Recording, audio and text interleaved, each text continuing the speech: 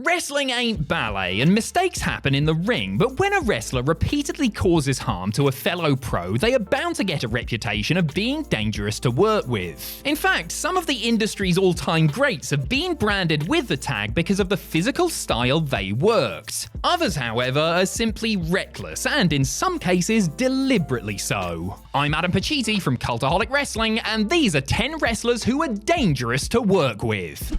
Join us.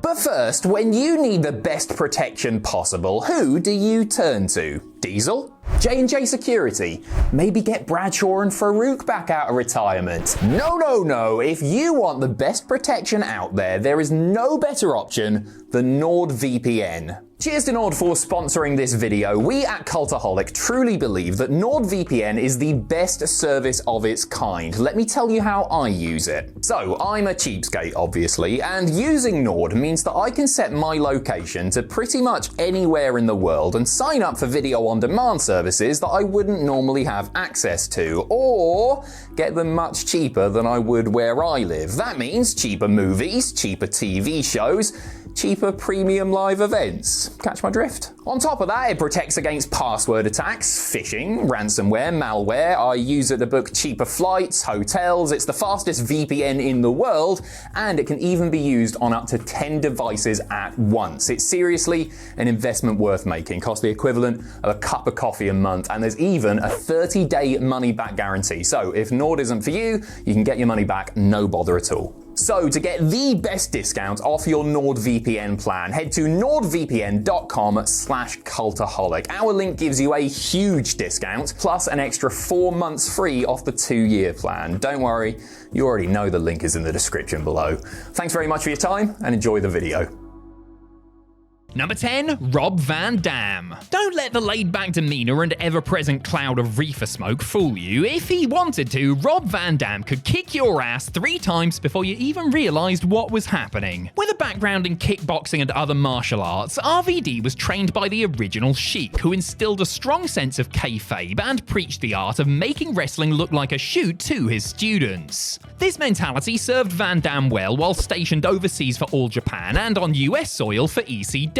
But the WWE stars he came up against during the invasion angle had a different opinion when it came to the whole flipping show's stiff kicks and painful chair-based offense. The likes of Chris Jericho, Booker T, Kurt Angle, Steve Austin, and Test all felt the wrath of RVD's innovative arsenal and left the ring with cuts, bruises, and in some case concussions, and that certainly didn't help the hardcore champion's case backstage as his detractors used his track record against him. Later on, RVD crushed Triple H's throat on a frog splash and kicked Abyss's teeth out in TNA. He may not be considered a dangerous worker overall, but there was always a chance you wouldn't come out the same as you went in when you worked with Rob Van Dam.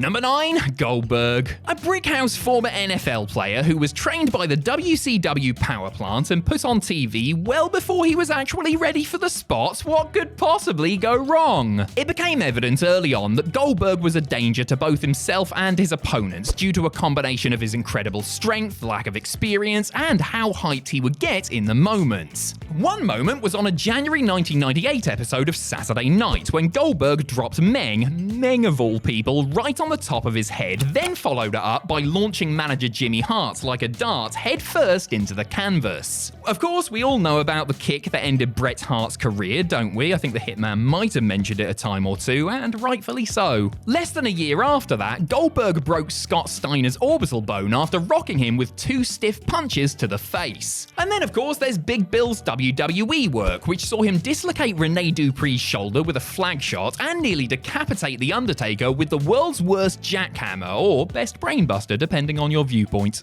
Number 8, Ahmed Johnson. For a minute there, it really did look like Ahmed Johnson could be the next big thing in WWE. The Pearl River powerhouse had the look, he had the size, and he had a weird and wacky sort of charisma that got him over with the masses. He also had some damn cool moves like his Pearl River plunge finisher, and could have a decent enough match when he was in there with the right opponent. Not that anyone was volunteering to wrestle Ahmed, mind, since he had quickly developed a reputation for hurting people in the ring. Many people people, including Jake Roberts and Bruce Pritchard, are on record as saying that Johnson, who himself later admitted he worked stiff and was probably too green for the spot he was given, would routinely injure people due to a combination of strength and clumsiness. One guy who didn't appreciate this was Ron Simmons, who gave Ahmed a very painful receipt after Johnson lacerated his liver with a stiff kick, putting him on the shelf for several months. Ahmed's own WWE career was hampered by incessant injuries, many of which were caused by his own uncoordinated hand.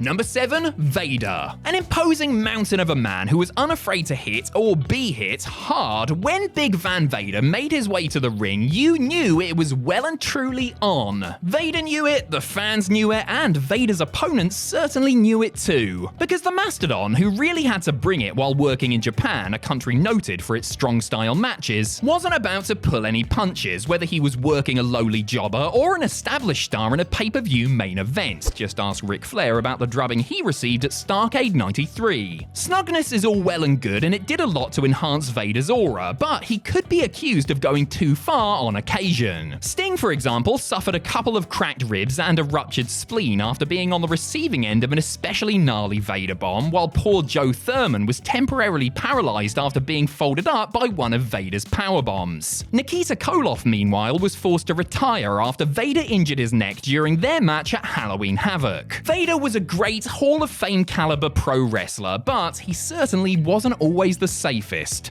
Number 6, Nia Jax. A lot of comparisons can be made between Vader and Nia Jax. Well, perhaps not a lot of comparisons. I mean, Nia doesn't have the catalogue of classic matches across a decades-long career or anything, but she is big and she has hurt people, so, you know. The Annihilator is a polarizing figure and has gained a reputation as being unsafe, primarily due to several incidents that occurred during her first WWE run. In the space of just a few years, Jax was deemed to be at fault for injuries sustained by Bayley, Charlotte Flair, Ember Moon, Kairi Sane, Mandy Rose, and Zelina Vega. Some of those were down to Nia not knowing her own strength while throwing around her much smaller opponents, but the battering she gave Becky Lynch in the run-up to Survivor Series 2018 was simply inexcusable. The Irresistible Force has certainly taken it a lot easier since her return, but in attempting to not hurt anyone, she has, somewhat ironically, been a little too light on occasion, resulting in some very naff-looking offense on her part. Still, better than killing a co-worker, I guess.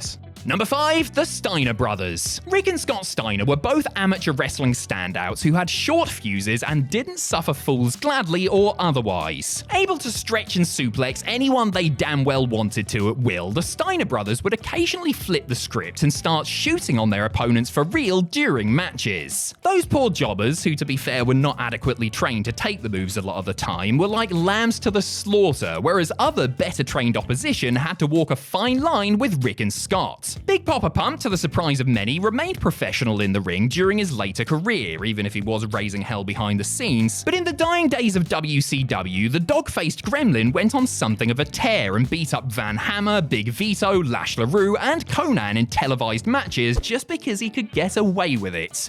Number 4, the Road Warriors. Hawk and Animal were two rough-around-the-edges bruisers who just clobbered their opponents, completely steamrolling through them before putting them out of their misery with the dreaded Doomsday device. And if it looked like the Road Warriors were beating up their opponents for real, it's because they were. Hawk and Animal weren't exactly given time to fine-tune their skills before being put in front of paying audiences, and they started to get really over while they were still pretty damn green. This meant that the poor bastards who had to face the Roadies in those early days were well and truly put through the ringer, and there were 1 or 2 or 20 potatoes thrown in any given match. Jim Cornette has spoken about jobbers showing up to TV tapings, seeing their names next to Hawk and Animal, and simply grabbing their bags and going home, rather than take the pasting. As for the Doomsday device itself, that was a dangerous move to take, and many experienced a rough landing, including Henry Godwin, who broke his neck taking it during an episode of Raw in 1997.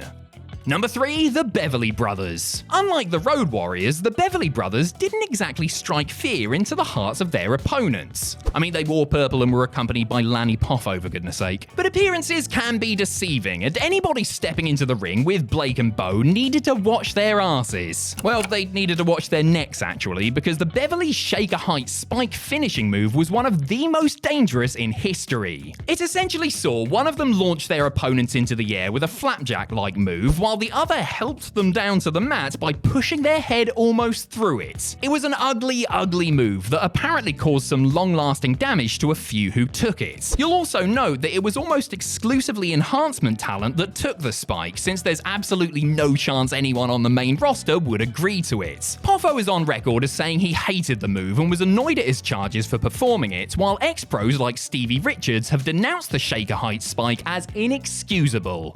Number 2, Mabel. Despite being an inexperienced wrestler who had primarily worked in a babyface tag team, WWE opted to give Mabel a big push as a main event heel in 1995. Dark, dark times. After winning that year's King of the Ring tournament, the former Men on a Mission man set his sights on world champion Diesel. Oh, how I'm sure Big Daddy Cool wishes the super heavyweight had looked anywhere else. And that's because the champ was one of several who felt the full force and weight of King Mabel's recklessness. During their SummerSlam 95 clash, Mabel performed a move that saw him suddenly kick his feet out and sit down hard on his opponent's back. This really shook Kevin Nash up, and he can be seen visibly cursing Mabel out during the bout, while Vince McMahon had to be talked out of firing Mabel after. The future Viscera was moved down the card, but ended up getting another prime spot in a feud with The Undertaker. Regrettably, the big man's clumsiness once again reared its ugly head, and he broke the dead man's orbital bone with a botched leg drop. After their pay-per-view blow-off, Mabel was history. Number 1, Nia Jax. Some wrestlers are dangerous because they can be stiff. Some wrestlers are dangerous because they can be careless. Nia Jax was dangerous because sometimes he genuinely wanted to kill you. The ultra-violent gangster developed a track record of hurting his opponents for real, often because of some perceived slight or personal grudge he held against them. For example, 17-year-old Eric Kulas, who lied to get on an ECW house show as Mass Transit and found himself experiencing massive blood loss and almost dying in the ring after Nia Jax, who was offended by his cocky backstage demeanor, cut him too deep. For example, Vic Grimes, who was legit tasered and almost thrown to his doom during an XPW scaffold match as payback for an incident that left Nia Jax injured 2 years prior. For example, Gypsy Joe, the 69-year-old Puerto Rican veteran who was beaten to within an inch of his life by Nia Jax when he started no-selling Jax offense. And for example, William Jason Lane, who was legitimately stabbed several times and then stomped on by an irate Nia Jax on a tiny Florida indie show. With a resume like that, it's little wonder Nia Jax was booked into the local jail about as often as he was booked on shows.